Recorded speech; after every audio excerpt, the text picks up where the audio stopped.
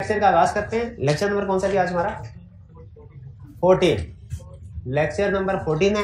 आज के लेक्चर में हम कंसेप्ट क्या कवर करने जा रहे हैं?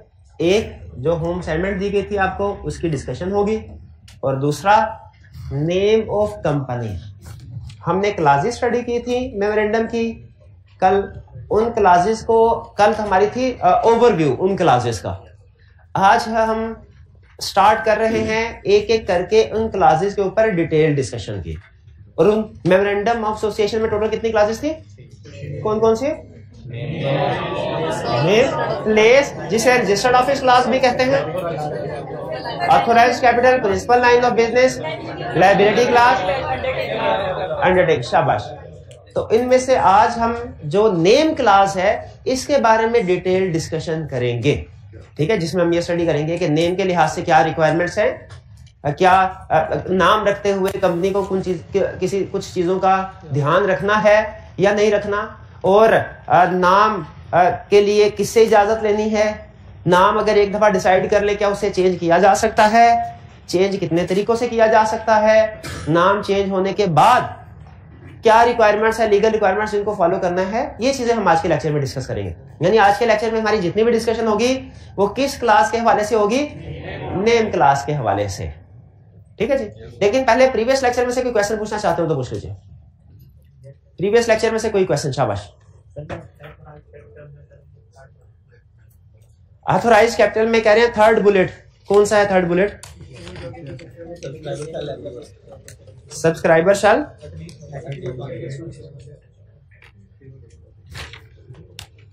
in the same class every subscriber shall agree to take at least one share।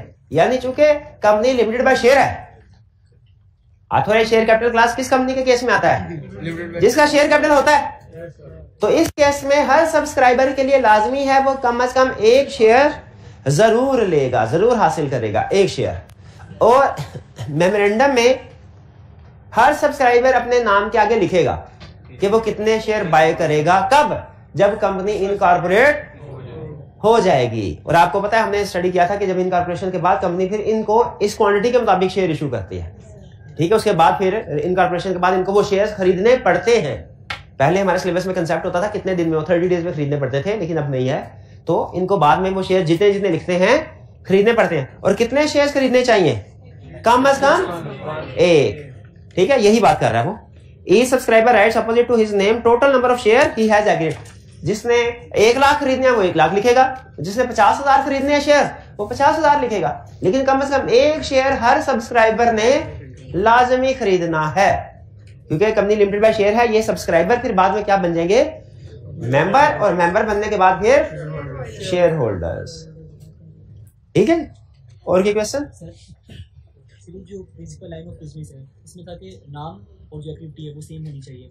जो 2017 से पहले वाली थी, आपने कहा कि उनका नाम चेंज नहीं होगा। अभी अल्टरेशन क्लोज है तो वो इसका एप्लीकेबल चेंज नहीं कराते। देखिए इनका क्वेश्चन ये है कि सर आपने कहा था कि जो नेम ऑफ कंपनी है और प्रिंसिपल लाइन ऑफ बिजनेस ये मैच करेंगे। यानी कंपनीज एक्ट 2017 ये कहता है कि किसी भी कंपनी का प्रिंसिपल लाइन ऑफ बिजनेस उसके नाम का हिस्सा होगा, उसके नाम में जाहिर हो, जैसा कि बहुत सी कंपनीज के नाम में होता है। कल हमने एग्जाम्पल डिस्कस की थी। लेकिन जी लेकिन कुछ कंपनीज के केस में ऐसा नहीं होता। बिल्कुल ऐसा है। वो कंपनीज के केस में ऐसा क्यों नहीं होता? क्योंकि वो कंपनीज 2017 से पहले के रजिस्टर हुई है। क्वेश्चन इनका ये है कि सर अगर लॉ ने ये ऑप्शन दी है कि कंपनीज अपना नाम चेंज कर सकती हैं, जो कि लॉ ने दी है, उसका तरीकाकार आज हम स्टडी करेंगे। अगर क्वेश्चन ये है कि अगर लॉ ने ये ऑप्शन दी है कि कंपनीज अपना नाम चेंज कर सकते, तो ऐसी पुरानी कंपनीज अपना नाम चेंज करके प्रिंसिपल लाइन ऑफ बिजनेस अपने नाम का हिस्सा क्यों नहीं बना लेते? इसकी रीजन सिर्फ एक है, उनके पुराने नाम की मार्केट में गुडविल क्रिएट हो चुकी है। अगर अपना नाम चेंज करते हैं तो उस गुडविल के इफेक्ट होने का खतरा है। इसी वजह से कंपनीज अपने नाम को चेंज नहीं करती, और ना ही लॉ ने रिक्वायर किया है। लॉ ने भी रिक्वायर नहीं किया हुआ ये कि वो लाजमी चेंज करे, वरना लॉ भी तो कह सकता था कि पुरानी कंपनी भी नाम चेंज करे। लॉ ने भी इसी वजह से नहीं रिक्वायर किया कि कंपनी की गुडविल इफेक्ट ना हो, ठीक है। अगर कोई कंपनी करवाना चाहे करवा ले, लेकिन एग्जिस्टिंग कंपनीज के लिए लाजमी नहीं है, न्यू कंपनीज के लिए लाजमी है कि वो नाम के साथ, प्रिंसिपल लाइन ऑफ बिजनेस नाम के साथ मैच करेगा। क्लियर हो गया मेरे भाई जी? शाबाश। और कोई क्वेश्चन? शेयर इशू करती है सर, इनकी पार वैल्यू डिफरेंट भी हो सकती है, तो कुछ की 100 और कुछ की 10। क्या कंपनीज के शेयर्स की पार वैल्यू डिफरेंट हो सकती है? अच्छा, ये भी अच्छा क्वेश्चन पूछा उन्होंने, क्या डिफरेंट हो सकती है? इसका जवाब है, कल हमने पढ़ा था, कंपनी में है different kind and classes of share capital. Share capital की डिफरेंट काइंड एंड क्लासेस हो सकती है। एक क्लास के अंदर जितने भी शेयर्स होंगे ना, उनकी फेस वैल्यू सेम होगी, लेकिन अगर डिफरेंट काइंड या डिफरेंट क्लासेस हैं, उनमें फेस वैल्यू डिफरेंट हो सकती है। जैसे फर्ज कीजिए ऑर्डिनरी शेयर की 2 क्लासेस हैं, एक क्लास ए, एक क्लास। आपने शेयर्स की डिफरेंट टाइप्स किसी सब्जेक्ट में पढ़ी होगी, वो रिडीमेबल होते हैं, वो इरिडीमेबल होते हैं, वो कन्वर्टेबल, इस तरह और बहुत है। तो ये प्रैक्टिकली राइट्स डिफरेंट करने के लिए ना आपको क्लास डिफरेंट करनी पड़ती है। एक क्लास के अंदर एक ही टाइप के शेयर्स होते हैं। जैसे अगर कंपनी ऑर्डिनरी शेयर और प्रेफरेंस शेयर इशू करना चाहती है, तो उसे प्रेफरेंस शेयर को अलग कैटेगरी बनाना होगा, ऑर्डिनरी शेयर को अलग कैटेगरी बनाना होगा। ऑर्डिनरी शेयर में ऐसे नहीं हो सकता कि कुछ ऑर्डिनरी शेयर के राइट्स नॉर्मल है, कुछ के राइट्स प्रेफरेंस कर दिए, ऐसे नहीं होगा। बल्कि क्या करना पड़ता है, अलग टाइप, अलग काइंड, अलग क्लास बनानी पड़ती है। तो वो जो सेपरेट क्लास है ना, इसकी फेस वैल्यू डिफरेंट हो सकती है, इसके राइट्स डिफरेंट हो सकते हैं। सेम क्लास ऑफ शेयर्स के अंदर राइट्स डिफरेंट नहीं होंगे, फेस वैल्यू डिफरेंट। ये अहम कंसेप्ट है, ये अहम कंसेप्ट है। अब केस स्टडी के पॉइंट ऑफ व्यू से आपसे पूछता हूं, उसने पूछा फर्ज कीजिए ऑर्डिनरी शेयर है, उसकी 2 क्लासेस हैं, क्लास ए और क्लास बी। क्लास ए, क्या क्लास ए और क्लास बी के शेयर्स की फेस वैल्यू डिफरेंट हो सकती है? हो सकती है। और अगर फेस वैल्यू या नॉमिनल वैल्यू या पार वैल्यू डिफरेंट है, तो उनके राइट्स भी तो डिफरेंट होंगे। एक 10 का है, एक 100 का है, तो उनके राइट्स भी तो डिफरेंट होंगे। लेकिन एक ही क्लास के अंदर जितने भी शेयर्स हैं, उनकी फेस वैल्यू भी सेम होगी, राइट्स भी सेम। क्लास ए के अंदर 10 मिलियन शेयर्स है ना, तो उन सब की फेस वैल्यू भी सेम होगी 10 रुपए, राइट्स भी सेम होंगे, 1 वोट 1 शेयर पे। क्लास बी के शेयर की फेस वैल्यू डिफरेंट हो सकती है, ए की निस्बत, ए की 10 थी, क्लास बी के 100 रुपए हो सकती है। अगर ये क्लास बी की फेस वैल्यू 100 रुपए है, तो इसके राइट्स भी हो सकते हैं क्लास ए की निस्बत, क्लास ए की निस्बत। उसके हो सकता है 1 शेयर पे 1 वोट, इसके 1 शेयर पे 10 वोट हो। लेकिन क्लास बी के अंदर जितने भी शेयर्स होंगे वो आपस में सेम है। क्लास, समझ रहे हैं ये? एक है क्लास ए के शेयर को क्लास ए के दूसरे शेयर से कंपेयर करेंगे, तो वो फेस वैल्यू सेम आएगी, राइट सेम आएंगे। एक कंसेप्ट है क्लास ए के शेयर को क्लास बी के साथ कंपेयर करें, वो डिफरेंट, वो फेस वैल्यू भी डिफरेंट हो सकती है और वो राइट्स भी डिफरेंट हो सकते हैं। ये बात समझ आई? थोड़ी सी ये टेक्निकल बात ही है, केस स्टडी में कंसेप्ट टेस्ट करेगा, इसलिए इसको आपने अच्छे तरीके से समझना। चेंज कर सकते हैं? क्या हम नॉमिनल वैल्यू को चेंज कर सकते हैं? यस। अब आप पूछें कि क्या बढ़ा सकते हैं कि कम कर सकते हैं? अब ये भी पूछे ना, बढ़ा भी सकते हैं, कम भी कर सकते हैं। बढ़ाने को कहते हैं कंसोलिडेशन, कम करने को कहते हैं सब डिवीजन। अगर आप 10-10 रुपए के शेयर्स हैं, उनकी बजाय 100-100 रुपए वैल्यू करते हैं, तो बेसिकली आपने क्या किया, 10 शेयर का 10 छोटे शेयर का एक बड़ा शेयर बना लिया, इसको कहते हैं कंसोलिडेशन। और अगर आपने 100 रुपए का शेयर था, उसके 10-10 बना दिए, तो बेसिकली एक बड़े शेयर के, उसे कहते हैं सब डिवीजन, सब डिवीजन। जो पहले इशू शेयर में आगे क्या करेंगे, ये कंसेप्ट स्टडी करना है हमने, शेयर कैपिटल में आएगा। अभी तक जो आपको चीजें बता रहा हूं ना, इवन ये भी एडवांस्ड है, इनसे ज्यादा चीजें नहीं बता रहा। वैसे समझ आ रही है आपको जो बातें बताई मैंने? अब कोई बात ही नहीं समझ, आगे डिस्कस करनी है। और कोई क्वेश्चन जी? जी,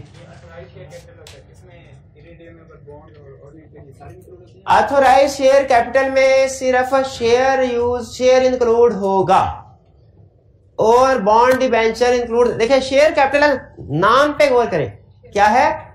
शेयर। तो इसमें क्या होगा? शेयर होगा, डिबेंचर थोड़े ही होंगे। ठीक है, आपका क्वेश्चन उस वक्त अच्छा होता, ये क्वेश्चन के शेयर कैपिटल में बॉन्ड या डिबेंचर शामिल है कि नहीं, ये कोई इतना अच्छा क्वेश्चन नहीं है। अच्छा क्वेश्चन तब होता जब आप पूछते सर ये शेयर कैपिटल में सिर्फ ऑर्डिनरी शेयर शामिल होते हैं कि प्रेफरेंस शेयर भी? तो नाम, फिर मैं वही बात करूंगा, नाम पे जाइए, क्या लिखा हुआ उसने? Share capital. उसने आता ऑर्डिनरी शेयर कैपिटल तो नहीं कहा, प्रेफरेंस शेयर कैपिटल तो नहीं कहा, तो फिर इसका मतलब है हर तरह के शेयर कैपिटल में होंगे और किसी भी तरह के बॉन्ड या डिबेंचर शेयर कैपिटल में नहीं होंगे। क्लियर होगी ये बात? और कोई क्वेश्चन? जैसे आपने बताया कि डिफरेंट काइंड ऑफ शेयर्स की डिफरेंट पार्ट वैल्यूज हो सकती हैं, डिफरेंट कंपनीज की भी लाइक अगर एक कंपनी के एक काइंड ऑफ शेयर है और दूसरी कंपनी का भी वही पार्ट वैल्यू होगी जो उस कंपनी। बिल्कुल ऐसे हो सकता है, एक कंपनी के शेयर है उसकी वैल्यू 10 रुपया फेस, दूसरी कंपनी भी 10 रुपए फेस वैल्यू का शेयर रजिस्टर करवा सकते हैं, बिल्कुल करवा सकती है। मतलब हर कंपनी की सेम होगी या डिफरेंट? नहीं, हर कंपनी की अपनी मर्जी होगी, वो सेम भी हो सकती है। अब आपने नई कंपनी रजिस्टर करवानी है, रजिस्ट्रार आपसे आप डिसाइड करेंगे 10 रुपए का शेयर बनाना है कि 100 रुपए का शेयर बनाना है, आप डिसाइड करेंगे।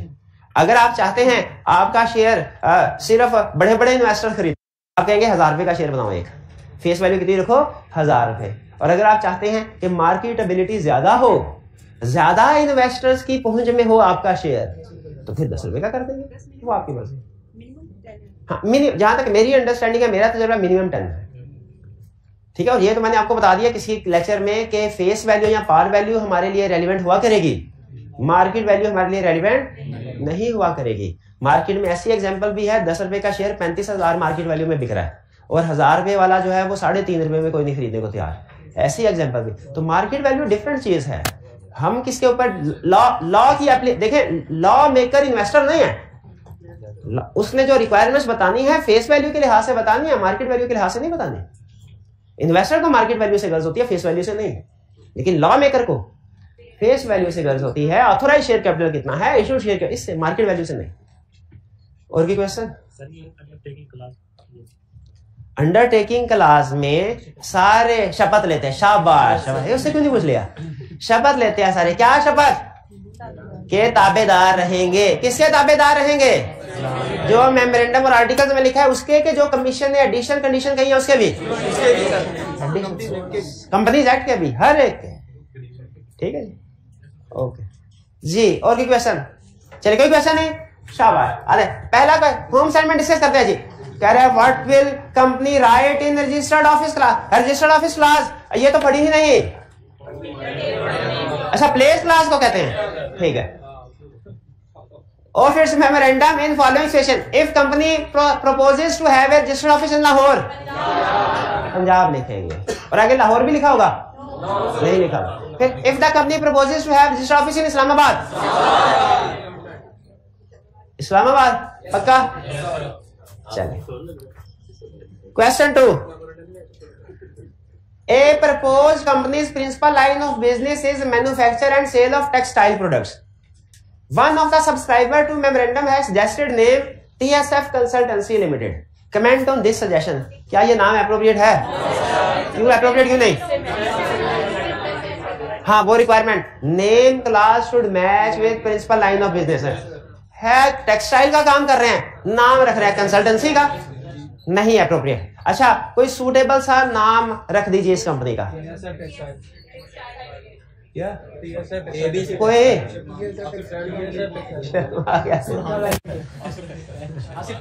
ना समझो फिर। TSF कंसल्टेंसी लिमिटेड का नाम ठीक करें भाई, TSF टेक्सटाइल लिमिटेड क्यों परेशान हो गया भाई? TSF क्योंकि उसके नाम के साथ मैच हो गया, सिंपल। अच्छा, फिर इसके बाद आगे चलते हैं। नेक्स्ट है हमारा क्वेश्चन,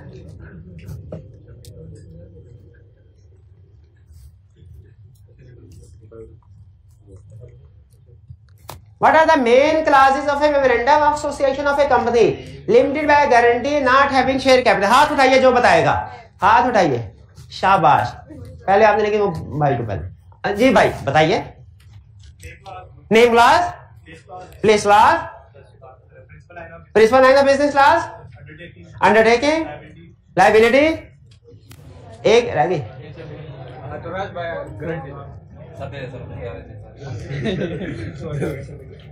हाँ जी, शाबाश शाबाश, नहीं ठीक है, पूरी बताइए, जो रह गई वो नहीं बतानी थी। हाँ जी शाबाश। चलिए, हाँ जी, आपने भी हाथ उठाया था, बताइए, आप भी बताइए। Name clause, registered office clause, liability clause, principal line of business clause, undertaking, तो वो जो एक रह गई है, हाँ जी, वो नहीं लिखना। क्यों नहीं लिखना? क्योंकि इसका शेयर कैपिटल ही नहीं है, तो ऑथोराइज शेयर कैपिटल वाली क्लास नहीं आएगी। आगे चले। नहीं तो वो जो ऑथोराइज शेयर कैपिटल नहीं है तो उसका मतलब लिमिटेड बाय गारंटी होगी, तो वो जो हर मेंबर ने लिखना होता है कि कितनी कितनी अमाउंट एग्री करेंगे कंट्रीब्यूट। अच्छा लायबिलिटी क्लास, ठीक है, ठीक ठीक। नेक्स्ट क्वेश्चन, ये वॉल्यूम 2 का क्वेश्चन है, वॉल्यूम 2 आपके साथ शेयर किया, सॉफ्ट कॉपी तो शेयर कर दिया ग्रुप में। Under the provisions of companies act, अच्छा वैसे वो बता रहा था कि आज क्या 12 बजे का टाइम दिया उन्होंने, हाँ जी आज 12 बजे कह रहा था, बुक अवेलेबल होगी। Under the provisions company act 17 identify when a business is mandatorily required to be registered as a company. कब बिजनेस के लिए रजिस्ट्रेशन करवाना रिक्वायर्ड है मेरे भाई, बता एज कंपनी रजिस्टर कराना रिक्वायर्ड है, हाँ जी कब?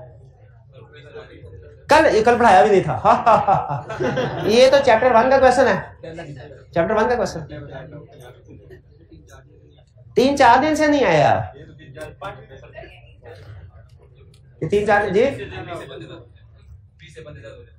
20 से बंदे ज्यादा हो जाए तो क्या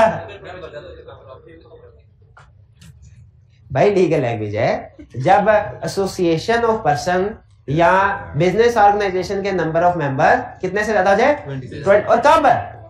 फॉर गेन पर्पस, तो उसके लिए रजिस्टर करवाना लाजमी हो जाता है एज कंपनी। अच्छा एक्सेप्शंस क्या है इसकी, किन सिचुएशन में ये रजिस्ट्रेशन लाजमी? Professional firms, joint family, partnership और जॉइंट फैमिली जिसमें मेंबर्स की तादाद 20 से ज्यादा ना हो, और हाँ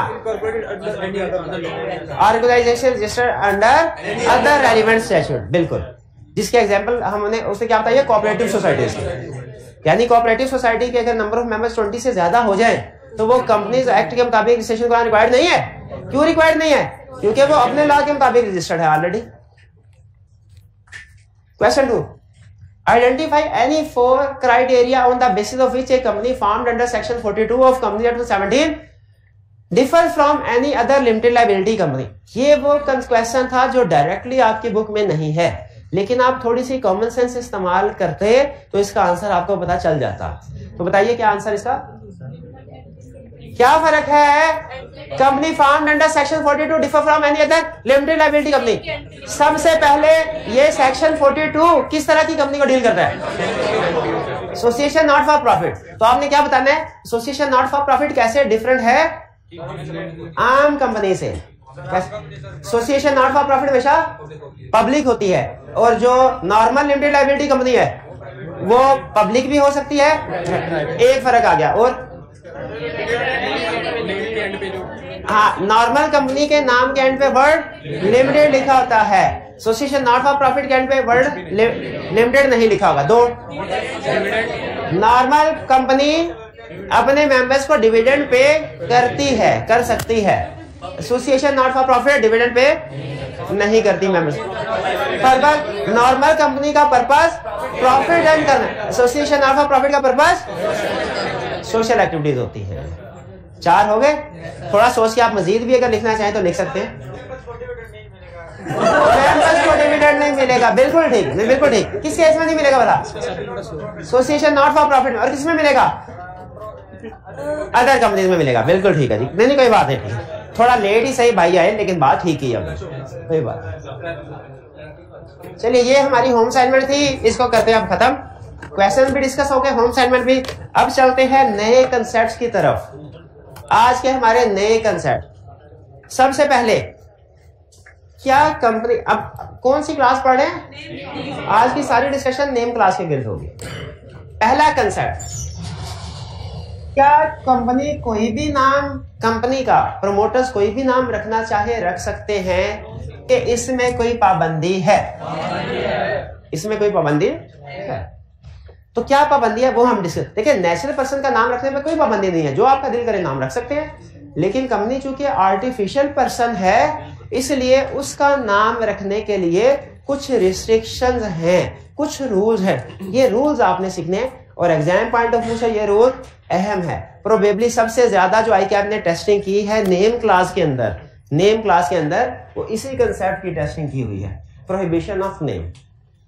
पहला, कंपनी का नाम ऐसा नहीं रख सकते जो रजिस्ट्रार के, अच्छा ये नेम हम रिजर्व करवाते हैं किसके पास? कितने दिन के लिए?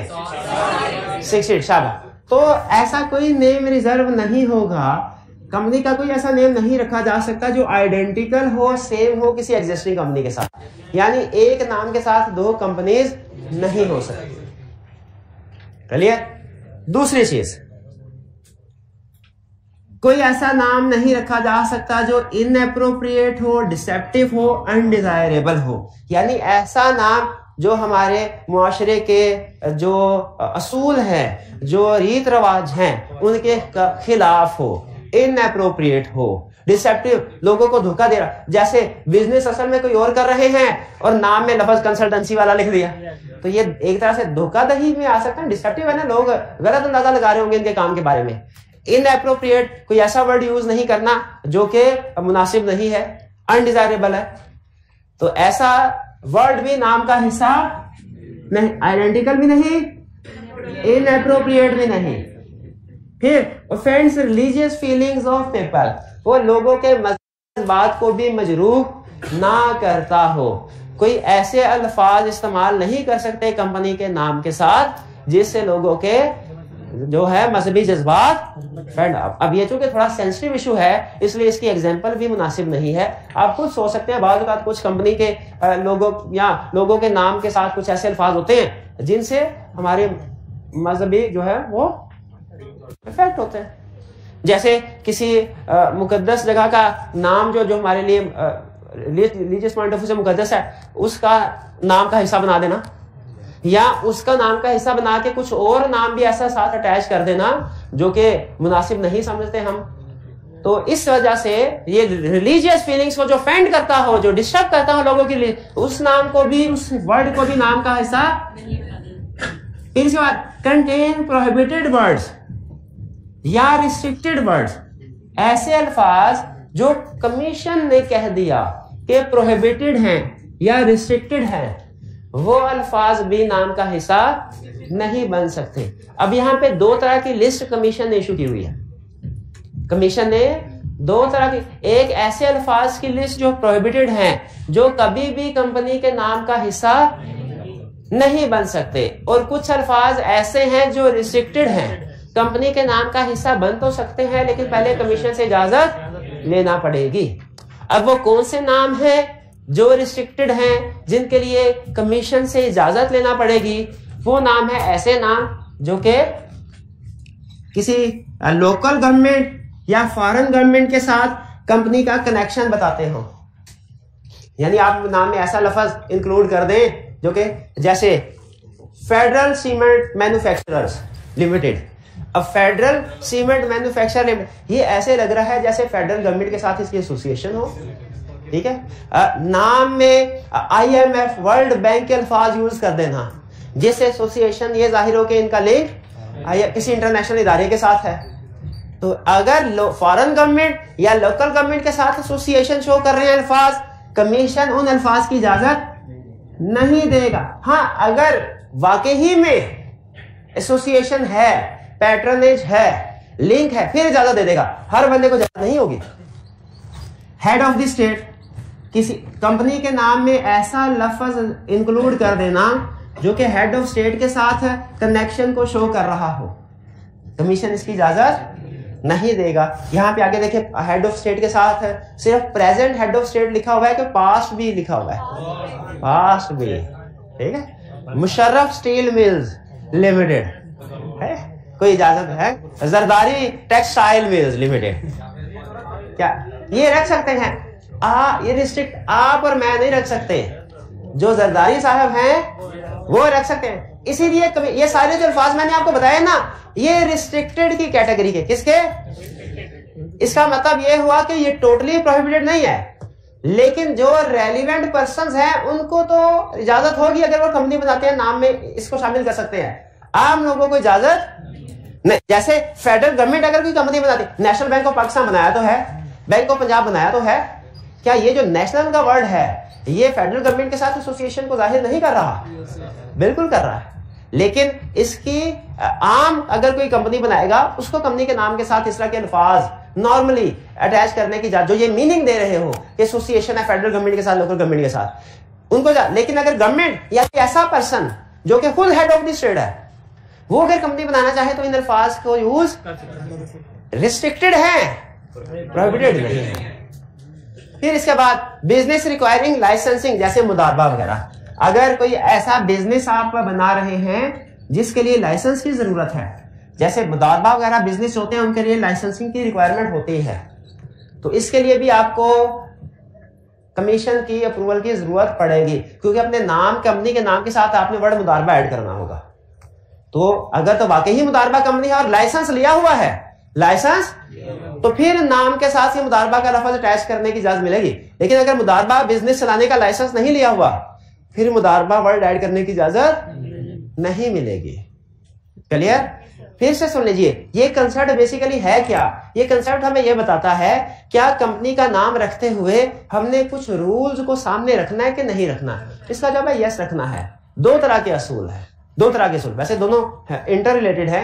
क्या कि अगर आपने कंपनी का नाम रखना है तो कोई भी नाम रख सकते हैं सूटेबल सा, ये वाले नाम रखने की इजाजत नहीं है। ये वाले नाम जो है प्रोहिबिटेड है, और कुछ नाम ऐसे हैं जो रिस्ट्रिक्टेड है, जो कमीशन ने रिस्ट्रिक्ट किए हैं। यानी कमीशन की अगर आपने ये वाले नाम तो कभी भी आपके कंपनी के नाम का हिस्सा नहीं बन सकते। ये अल्फाज, ये वाले अल्फाज जो हैं, ये कंपनी के नाम का हिस्सा बन सकते हैं अगर कमीशन से इजाजत ले ली हो। क्लियर? अब ज्यादातर आईकैप इसमें से रिप्रोडक्शन रेटे वाला क्वेश्चन पूछता है। सिंपल पूछता है, बताइए कौन से नेम है जो कंपनी के नाम में ऐड नहीं, वर्ड ऐसे हैं जो कंपनी के नाम में ऐड नहीं किए जा सकते, या वो कौन से अल्फाज है जो कमीशन ने रिस्ट्रिक्ट किए हैं। अगर कहे स्पेसिफिकली पूछे वो कौन से वर्ड्स है जो कि रिस्ट्रिक्टेड बाय कमीशन है, कंपनी के नाम में इंक्लूड नहीं किए जा सकते, तो कौन सा लिखेंगे? ऊपर वाले के नीचे वाले? नीचे वाले। और अगर कहे बताए वो कौन से वर्ड्स हैं या कंपनी का नाम रखते हुए किन चीजों का ध्यान रखना है, फिर कौन से लिखेंगे? फिर सारे लिखेंगे। क्लियर? एक दफा क्विकली रीडिंग कर लीजिए इन अल्फाज की जो कि कंपनी का नाम रखते हुए आपने अपने जहन में रखने, ये याद करने वाला। इसके बाद बाकी जितना भी लर्निंग ऑब्जेक्टिव है ना, वो सिंपल है और कंसेप्चुअल है, सिर्फ ये याद करने वाला है।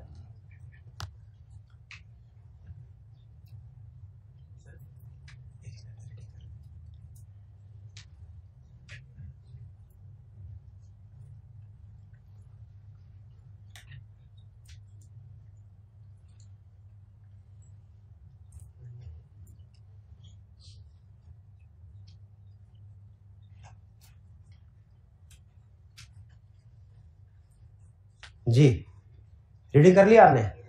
चलिए, कोई क्वेश्चन हो तो पूछ ले। जैसे जरदारी का आपने कहा है, लेकिन अगर किसी का नाम जरदारी हो लेकिन वो हेड ऑफ स्टेट नहीं बना, उसने नाम रख लिया लेकिन बाद में वो हाँ, अगर किसी का नाम ही फर्ज कीजिए, किसी और कोई मुल्क में कोई एक ही जरदारी साहब थोड़ी है, अगर कोई और भी जरदारी साहब हो और वो, लेकिन देखे एसोसिएशन तो शो हो रही है ना।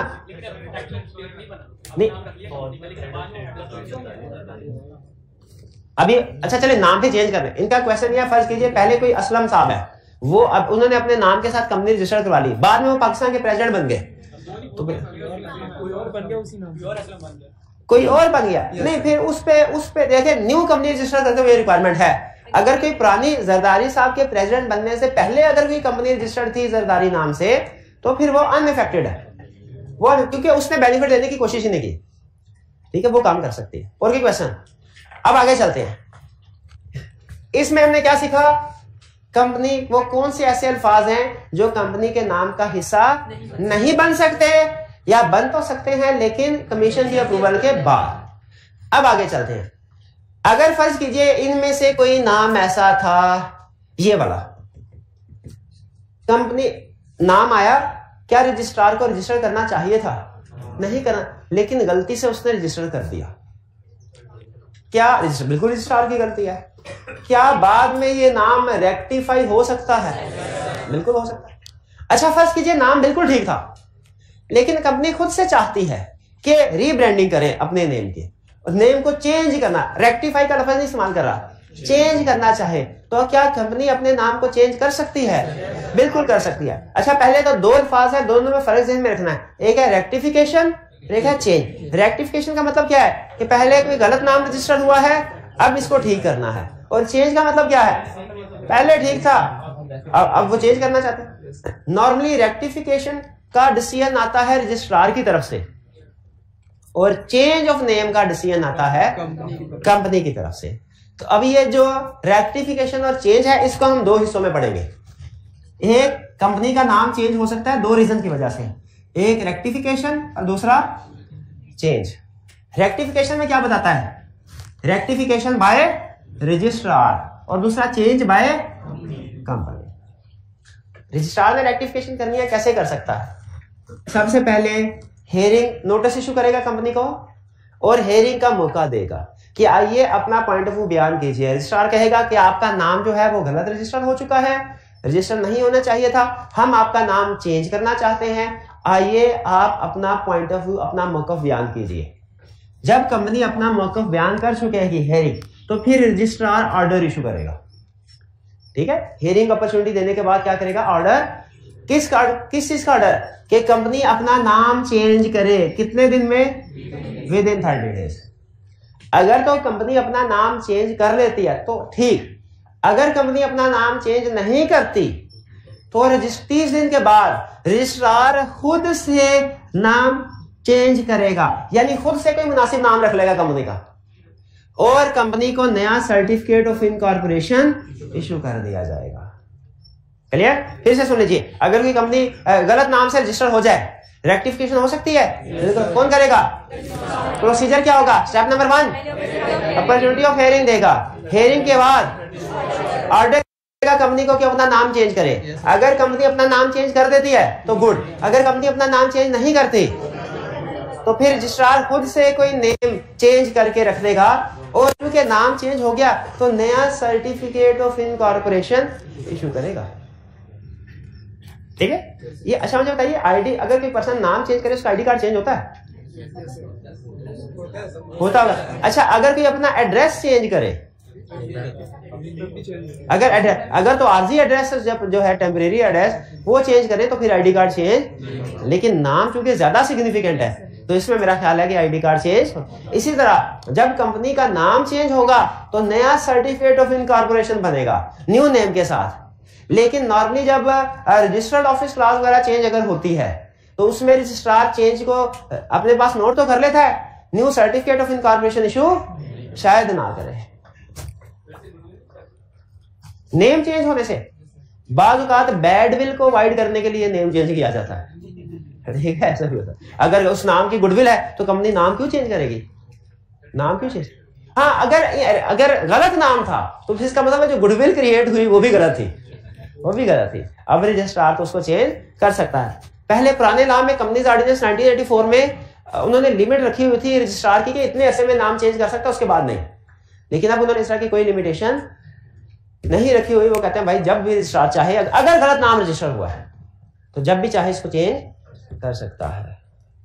चेंज बाय कंपनी, कंपनी अगर खुद से अपना नाम चेंज करना चाहती कर सकती है। स्टेप नंबर 1 क्या करना है? नया नाम रिजर्व करवाना है रजिस्ट्रार के पास। कितने दिन के लिए रिजर्व होता है ना? 60 डेज के लिए। फिर स्पेशल रेजोल्यूशन पास करेगी कंपनी।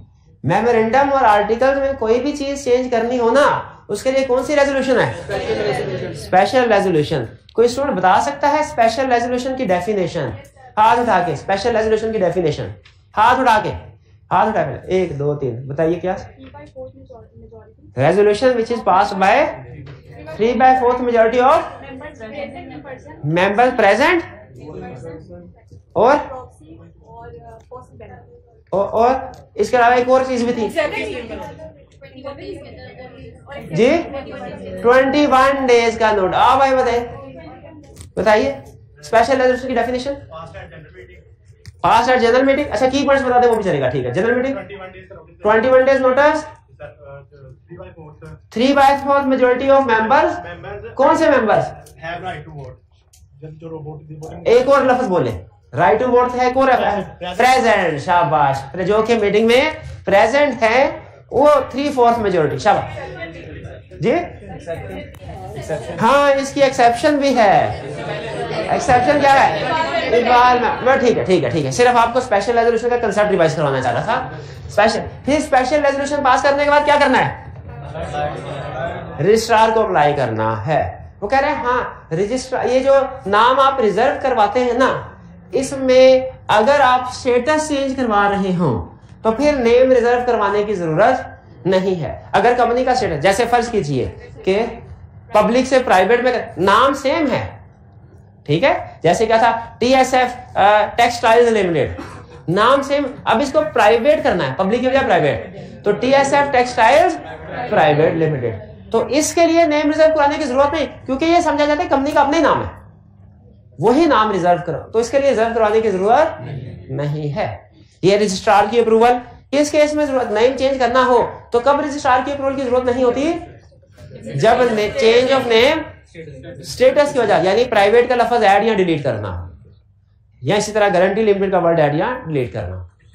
और रजिस्ट्रार इस केस में भी new certificate of incorporation issue करेगा।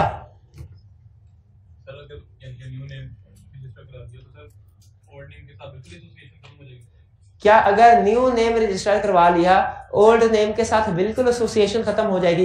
इसका जवाब है नहीं। 90 दिन तक तो हमें याद आता रहेगा, 90 दिन तक तो हमें कि पुराना नाम ये था, और हम लोगों को भी बताते रहेंगे कि कहीं ऐसा ना हो कि वो जो किसी ने, अगर फर्ज कीजिए 4 दिन पहले हमें कोई लेटर लिखा था, अब वो हमारे पास पहुंचते पहुंचते टाइम लग गया, उससे पहले नेम चेंज कर लिया, वो लेटर तो हम तक कभी भी नहीं पहुंच सकेगा। तो लॉ कहता है जब कभी आप नाम चेंज करें तो 90 दिन तक उसकी एसोसिएशन आपने शो करनी है पुराने नाम। बल्कि ये ये आ गया ना ये साथ क्या कि अगर आप नाम चेंज करते हैं तो क्या करना है? पब्लिश करना है old name with new name. जहां कहीं आपकी कंपनी का नया नाम आएगा उसके साथ पुराना नाम पब्लिश करना है। कितने दिन तक? किस किस जगह पर? हर ऑफिशियल डॉक्यूमेंट के ऊपर और आउटसाइड एवरी ऑफिस। नए नाम के साथ पुराना नाम मेंशन करना है। जी, क्या अगर कंपनी ने अपना नाम चेंज किया है तो पुराना नाम कोई और कंपनी यूज कर सकती है? इसका जवाब है अगर वो इनएप्रोप्रिएट नहीं है तो यस, फिर कर सकती है, फिर कर सकती है। तो ये 90 डेज वेट करना पड़ेगा सर? उसको 90, देखिए जब वो रजिस्ट्रार के पास लाइसेंस लेने के लिए जाएंगे ना तो रजिस्ट्रार डेफिनेटली उनको 90 डेज का इंतजार करने के लिए कहेगा, ताकि 90 डेज तक वो जो पुराना नाम मेंशन हो रहा है उस कंपनी के नाम के साथ, वो वाली रिक्वायरमेंट भी खत्म हो जाए। ठीक है, पूरी हो जाए। क्लियर जी? अच्छा, अब नाम चेंज हो गया, यहां पे अहम कंसेप्ट सुनिए। नाम चेंज होने से जो कंपनी के लीगल राइट्स हैं, लायबिलिटीज हैं या लीगल प्रोसीडिंग्स हैं, इन पे फर्क नहीं पड़ेगा। जी नहीं, किसी भी सूरत में राइट्स लायबिलिटीज पे फर्क नहीं पड़ेगा। ये ऐसे ही है जैसे ये वसीम भाई, इन्होंने इनको 2-3 लगा दी, ठीक है, उनको, हाँ जी, उनको कंसेप्ट नहीं समझा रहे थे, उन्होंने 2 दिन, इन्होंने जाके FIR दर्ज करवा दी। वो थानेदार जो है वो वसीम भाई के नाम का वारंट लेके आ गया। वसीम भाई ने इस दौरान में अपना नाम वसीम से बदल के नसीम रख दिया। क्या वो थानेदार इनको गिरफ्तार कर सकता है? भाई वारंट तो वसीम के नाम का है, कर सकता है कि नहीं? आप नसीम हो? नहीं भाईजान। कह रहा है चेंज ऑफ नेम आपके राइट्स, लायबिलिटीज और लीगल प्रोसीडिंग्स को इफेक्ट नहीं करेगा। जो पहले लीगल केसेस चल रहे थे, जो आपके कॉन्ट्रेक्चुअल राइट्स और लायबिलिटीज थे पहले, चेंज ऑफ नेम के बाद भी वही, वरना हर कंपनी बैंक से लोन लेती और लोन लेने के बाद नाम चेंज कर, कहती हमें तो आपने लोन दिया ही नहीं, तो जिस कंपनी से, तो चेंज ऑफ नेम से राइट्स, लायबिलिटीज और लीगल प्रोसीडिंग में फर्क नहीं पड़ेगा।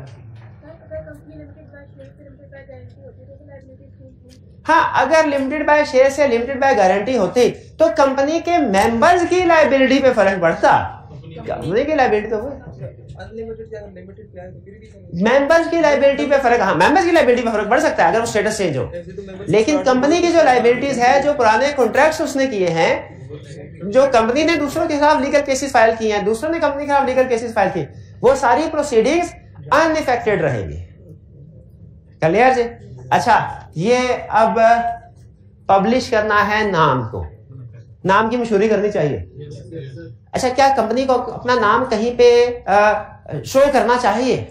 किस किस जगह पे? सिर्फ अपने रजिस्टर्ड ऑफिस के बाहर के हर बिजनेस प्लेस के बाहर। अच्छा, जो उसकी डॉक्यूमेंट्स हैं, ऑफिशियल डॉक्यूमेंट, लेटर हेड वगैरह, उस पर भी नाम होना चाहिए। वेबसाइट पे भी होनी चाहिए कुछ डिटेल, यही चीजें बता रहा है कि लीगली जब आप कंपनी रजिस्टर करवाएंगे उसका नाम आपने किन किन जगहों पे मेंशन करना है ताकि लोगों को ढूंढने में, आपको अप्रोच करने में आसानी हो। ऐसा ना हो कि आप कहें ये उबर के ड्राइवर की कंप्लेन करनी है, देखते हैं उबर का ऑफिस किधर है, और ढूंढने निकले पूरे लाहौर में उबर का ऑफिस ना मिले, ठीक है, पूरे पाकिस्तान में ना मिले। चले, ऐसा नहीं, बल्कि कंपनी को चाहिए कि अपना नाम पब्लिश करे और नाम के साथ दूसरी चीजें भी। अब हम पब्लिकेशन ऑफ नेम के बारे में डिस्कस करने जा रहे हैं। लेफ्ट साइड पे देखेंगे क्या पब्लिश करना है, राइट साइड पे किधर। कंपनी को अपना नाम plus certificate plus incorporation number English में और उर्दू में किधर मेंशन करना है, इसके बाहर, एवरी प्लेस ऑफ बिजनेस के बाहर, यानी पूरे रजिस्टर्ड ऑफिस तो आपको पता है कंपनी का एक ही होता है कि एक से ज्यादा होते हैं, एक ही होता है, लेकिन प्लेस ऑफ बिजनेस ज्यादा हो सकते हैं। फिर सर्टिफिकेट ऑफ इनकॉर्पोरेशन, ये किस जगह पे मेंशन करना है, एवरी प्लेस ऑफ बिजनेस, यानी नाम भी हर प्लेस ऑफ जहां पे कंपनी अब बिजनेस कर रही है, जिस प्लेस पे भी, वहां पे कंपनी ने बड़ा बड़ा करके अपना नाम मेंशन करना है, और फिर उसके बाद सर्टिफिकेट ऑफ इनकॉर्पोरेशन भी, ठीक है। सर्टिफिकेट आप देखते हो कि बाजू का किसी कंपनी में एंटर होना तो जो रिसेप्शन होता है, रिसेप्शन की बैक जो वॉल होती है उस पे सर्टिफिकेट ऑफ इनकॉर्पोरेशन लगा है, या बाजू का किसी दुकान में शॉपिंग करने के लिए जाए तो उनका जो लाइसेंस होता है वो भी उन्होंने दीवार के साथ लटकाया होता है, वो बेसिकली उनका समझ लीजिए इनकॉर्पोरेशन नंबर है। फिर नेम इन उर्दू और इंग्लिश, कहां पे, सील ऑफ द कंपनी, जो कंपनी का ठप्पा है, स्टैंप है, उस पे कंपनी का नाम उर्दू या इंग्लिश है। फिर name, address, registered office, telephone number, email, fax, किस जगह पे, हर ऑफिशियल डॉक्यूमेंट और नोटिस पे ये सारी इंफॉर्मेशन मेंशन हो, ताकि अगर कोई कंपनी को अप्रोच करना चाहता है आसानी से अप्रोच कर सके। अगर आप ये सारी बातों की पाबंदी करते हैं तो बहुत अच्छा, लेकिन अगर आप इन बातों की पाबंदी नहीं करते तो क्या होगा, पेनल्टी होगी। नॉन लेवल 1 की या लेवल 2 या लेवल 3, लेवल 1 हल्के वाला लेवल है कि सख्त सजा, हल्के वाला लेवल, और ए लेवल, और दूसरा पर्सनल लायबिलिटी भी होगी। जैसे फर्ज कीजिए, पर्सनल लायबिलिटी की एग्जांपल सुनिए। एक कंपनी ने किसी कस्टमर से पैसे लिए, जैसे फर्ज कीजिए कॉलेज ने आपसे पैसे लिए, आपकी फीस, आपको एक रसीद दी जाती है, उस पे कॉलेज का नाम लिखा होता है, क्योंकि लॉ ने यह कहा है कि जितने भी ऑफिशियल डॉक्यूमेंट्स हैं या नोटिस हैं उनके ऊपर name, address, registered office, telephone, email, fax वगैरह सारी डिटेल होनी चाहिए।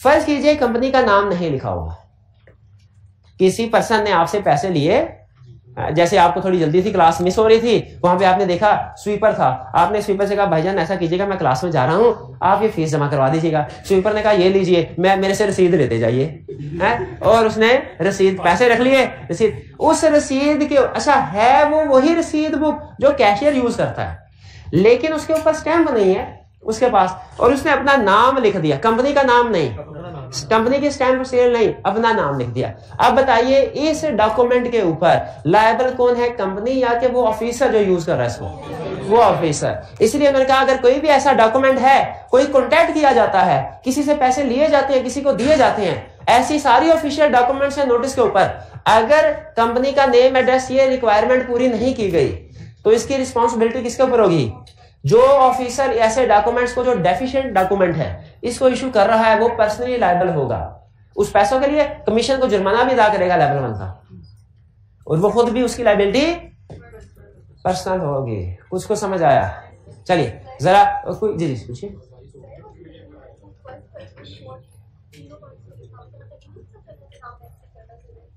रिवीजन, हाँ नेम, बिल्कुल उन्होंने कहा जी नेम पहले वाले पॉइंट में भी है, थर्ड में भी है, फोर्थ में भी है। क्या इन सारी जगहों पे नेम मेंशन करना जरूरी है? यस, इन सारी जगहों पे नेम मेंशन करना जरूरी है। क्विकली गो थ्रू करते हैं। आज के लेक्चर में हमने क्या किया, हमने सीखा नेम क्लास नाम रखते हुए किन चीजों का ध्यान रखना है। ये रिप्रोडक्शन के क्वेश्चन के लिए इंतहाई अहम है। उसमें दो तरह की लिस्ट है, एक रजिस्ट्रार वाली, एक कमीशन वाली। एक रजिस्ट्रार, कमीशन के पास कब जाते हैं, जब रिस्ट्रिक्टेड वर्ड्स हो। आपने कौन सी लिस्ट याद करनी है, दोनों, रजिस्ट्रार वाली भी, कमीशन वाली भी। फिर उसके बाद हमने क्या सीखा, नेम को चेंज, रेक्टिफिकेशन होगी कैसे होगी, नेम चेंज होगा कैसे होगा, नेम चेंज होता है तो राइट्स एंड लायबिलिटीज में क्या फर्क पड़ेगा और पब्लिश कहाँ पे करना है। बाकी सारे कंसेप्ट सिंपल थे, सिर्फ ये जो नेम के रिस्ट्रिक्शंस थी, प्रोहिबिशन, ये याद करने वाला है। कर लेंगे जी, असाइनमेंट मिल गई आपको। चलिए आज का लेक्चर यहाँ खत्म करते हैं हम। अल्लाह हाफिज।